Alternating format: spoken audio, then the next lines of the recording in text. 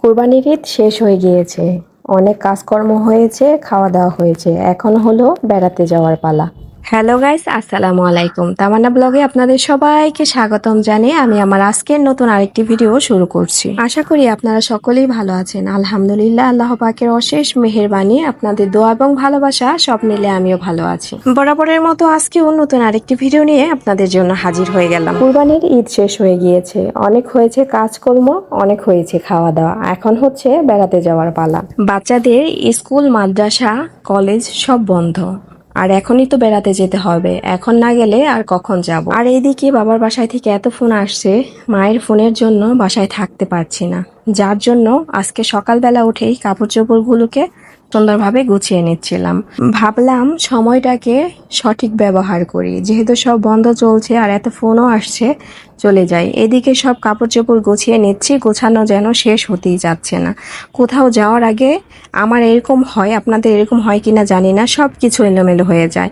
আবার আসার পরেও সব কিছু মনে হয় যেন এলোমেলো হয়ে পড়ে আছে। এদিকে সবকিছু গোছানো শেষ হয়ে গিয়েছে, এখন কিছুক্ষণের মধ্যেই আমরা বাসায় থেকে বের হয়ে যাব। আর এবার যাওয়ার সময় একটু বেশি খুশি লাগছে। আর সেটার কারণ কি জানেন?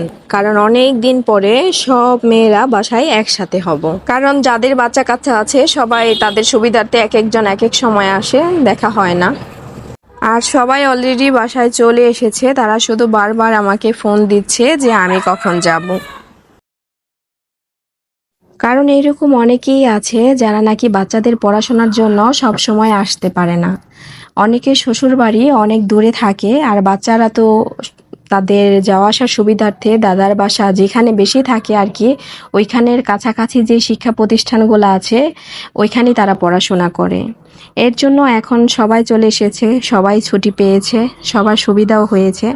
আর এইদিকে আমি রিকশায় উঠে পড়েছি। আজকে বাচ্চার বায়না ছিল সে অটোতে করে যাবে না, সে রিকশাতে করে যাবে নানু বাসায়। আর রিকশায় চড়তে আমারও ভীষণ ভালো লাগে, তাই তো বাচ্চার সাথে একমত হয়ে রিকশা নিয়ে নিলাম। রিকশার মধ্যে মা আর ছেলে বসে পড়লাম।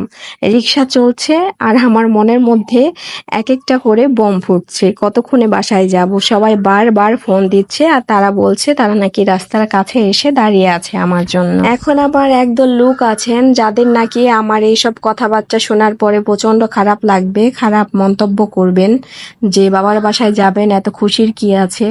এটা আপনাদের মনোভাব ভাই, আমার ভিতরে যেটা কাজ করেছে আমি আপনাদের সাথে সেটাই শেয়ার করলাম। আর এরকম অনেক মানুষও আছে আমি জানি আমার এই কথাগুলোর সাথে সহমত হবেন। আর আরেকটা বিষয় হচ্ছে, সব সময় কিন্তু সব রকমের আনন্দ, ফুর্তি, ভালো লাগা, খারাপ লাগা কাজ করে না। সব কিছুর ভালো লাগারও একটা সময় আছে, খারাপ লাগারও একটা সময় আছে। হয়তো বা আমার এই সময়টাতে অনেক ভালো লাগছে, মানে বাবার বাসায় যাওয়াটা, এই খুশিটা অনেক কাজ করছে। হয়তো বা অনেকের করছে না, হয়তো বা আমার কিছুদিন পরে এই খুশিটার কাজ করবে না, এই আর কি। তারপরে যেতে যেতে দেখলাম নদীতে প্রচুর পানি বেড়েছে, এটা আপনারাও দেখছেন। পানি একদম ওপরে চলে এসেছে, আর এটা কিন্তু খুব পরিচিত একটা জায়গা। যারা নাকি আমার ভিডিওগুলো প্রতিনিয়ত দেখেন তারা ভিডিওর সাথে আমার সাথে কয়েকবার এখানে এসেছেন। আর এখানে গরুর হাট বসেছিল, দেখতে পাচ্ছেন যে এখনো হাট যে বসেছিল বাঁশ দিয়ে যে বেঁধেছিল ওইগুলা ঠিক ওইভাবেই পড়ে আছে, খোলানো হয়নি। আর আমি বাবার বাড়িতে গিয়েছিলাম ঠিক ঈদের 2 দিন পরে, এর জন্য আর কি খোলানো হয়নি। হয়তো বা কিছুদিন পরে, আর 2-1 দিন পরে খুলে ফেলবে, হতে পারে, আমি সঠিক বলতে পারি না। আর দেখতে দেখতে আপনাদের সাথে কথা বলতে বলতে আমি কিন্তু প্রায় চলে এসেছি। আর ভিডিওর মাঝখানে আরেকটা কথা বলে নেই, সেটা হচ্ছে অনেকেই আছেন এরকম ভিডিও দেখেন মোবাইলে, কমেন্ট করেন এসে বাসায়, দয়া করে এটা করবেন না। আর এই যে আমি যাচ্ছি না, এটা হচ্ছে পদ্মা কলেজ।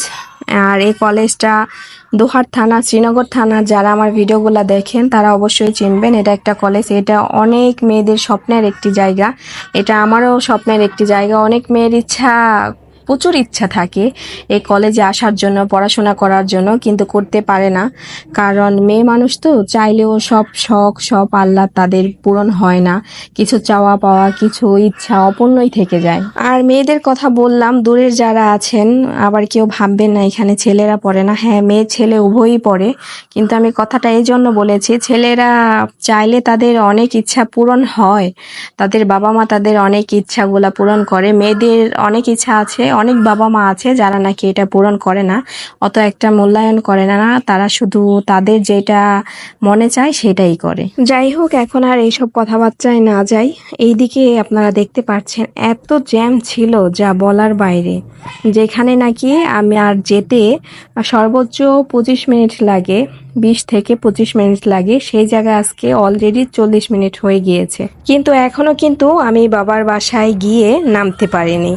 মানে রাস্তার মধ্যে কি পরিমাণ জ্যাম থাকলে এরকম অবস্থা হয় সেটা আমার হয়তোবা ভাষায় প্রকাশ করতে হবে না, আপনারা দেখেই বুঝতে পেরেছেন বা আমার কথার ধরনটা শুনেই বুঝতে পেরেছেন। আর এদিকে আপনাদের সাথে কথা বলতে বলতে আমি কিন্তু প্রায় ভিডিওর শেষ পর্যায়ে চলে এসেছি। আর কিছুক্ষণের মধ্যেই আমি আমার গন্তব্যস্থানে পৌঁছে যাব।